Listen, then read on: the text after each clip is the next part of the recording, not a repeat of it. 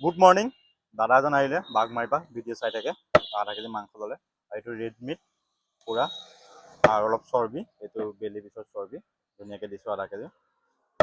আপোনালোকৰ আহক পৰেশবাৰ দোকানত। 25 জানুৱাৰী দেওবাৰ, দোকান খোলা আছে। আৰু মোৰ দোকানখন আছে Biswanath Chariali, Biswanath Ghat road, Bamgaon boys club ফ্ৰণ্টত আছে।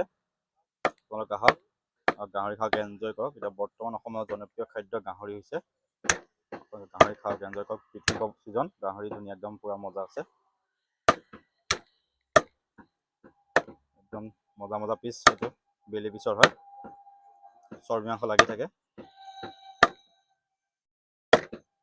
ভিডিঅ' চাই থাকে ধন্যবাদ। চাই থাকিব, লাইক কমেণ্ট শ্বেয়াৰ কৰক প্লিজ। মাংস চৰ্বি লাগে আহক পৰেশবাৰ দোকানলৈ। ধন্যবাদ।